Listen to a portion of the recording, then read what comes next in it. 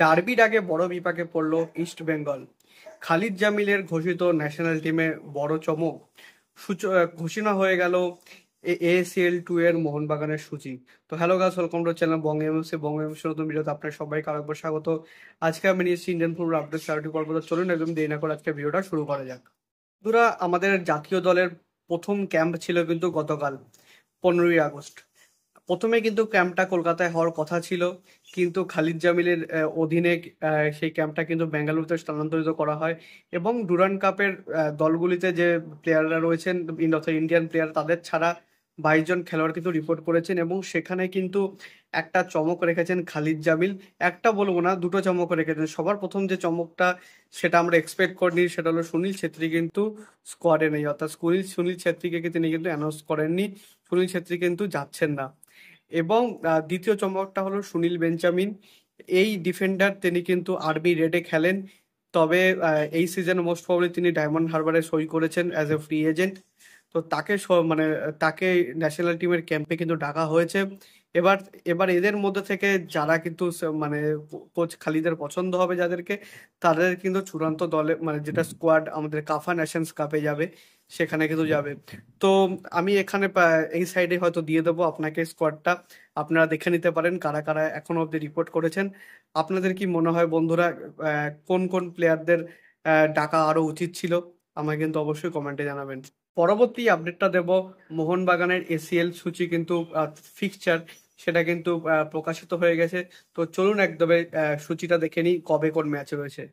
মোহনবাগান কিন্তু তাদের ACL 2 এর গ্রুপ পর্বের যাত্রা শুরু করবে 16 সেপ্টেম্বর আহাল এফসির বিপক্ষে, যারা কিন্তু তুর্কমেনিস্তানের টিম, তাদের বিপক্ষে। সেটা মোহনবাগানের হোম ম্যাচ। পরবর্তী দুটো ম্যাচ পরপর অ্যাওয়ে রয়েছে। 30 সেপ্টেম্বর নাগেশি জাহান স্টেডিয়াম, অর্থাৎ ইরানে, সেখানে কিন্তু সেফান এফসির বিপক্ষে অ্যাওয়ে ম্যাচ খেলবে। এবং পরে 21 অক্টোবর, প্রায় এক মাস পর, আম্মান ইন্টারন্যাশনাল স্টেডিয়াম, অর্থাৎ যে জর্ডনের যে দল রয়েছে আল হুসেন, তাদের বিপক্ষে।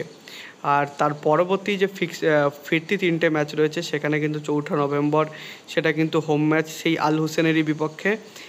এবং এরপর 25 নভেম্বর আহাল এফসির বিপক্ষে অ্যাওয়ে ম্যাচ, সেটা কি তুর্কমেনিস্তানে মোহনবাগান খেলতে যাবে কিনা সেটা এখনও ডিসাইড করা হয়নি, হয়তো নিউট্রাল ভেন্যুও হতে পারে। এবং সর্বশেষ যে ফাইনাল, যেটা গ্রুপ পর্বের ম্যাচ, সেটা কিন্তু জর্ডনের আল হুসেন দলের বিপক্ষে হোম ম্যাচ 23 ডিসেম্বর। ডার্বির আগে যেখানে চূড়ান্ত প্রস্তুতিতে দুই দল, তো তার মধ্যেই কিন্তু একটা খুব খারাপ খবর এলো ইস্ট বেঙ্গলের শিবিরে। ইস্ট বেঙ্গলের প্যালেস্টিনিয়ান ডিফেন্সিভ মিডফিল্ডার মোহাম্মদ রশিদের বাবা গতকাল কিন্তু গতকাল নয়, গত পরশু রাতে তিনি কিন্তু পরলোক গমন করেছেন। তো সুতরাং তিনি দলের সঙ্গে আর প্র্যাকটিসে নেই। তিনি কিন্তু নিজের বাবার শেষকৃত্য করতে নিজের দেশে ফিরে গেছেন এবং ডার্বিতে কিন্তু এই মুহূর্তে তিনি অনিশ্চিত হয়ে পড়েছেন। অর্থাৎ ইস্ট বেঙ্গলকে কিন্তু ডার্বি 5 বিদেশি নিয়েই খেলতে হবে, যেটা কিন্তু ইস্ট বেঙ্গলের জন্য একটা বড় ধাক্কা। যদিও মোহনবাগানও 5 বিদেশি নিয়ে খেলছে, তবুও ইস্ট বেঙ্গলের জন্য কিন্তু মোহাম্মদ রশিদের না থাকাটা একটা বড় ধাক্কা, কারণ তিনি একজন ডিফেন্সিভ মিডফিল্ডে একজন গুরুত্বপূর্ণ ফুটবলার ছিলেন। ডুরান্ড কাপের যা গ্রুপ পর্বে আমরা খেলা দেখেছি তার।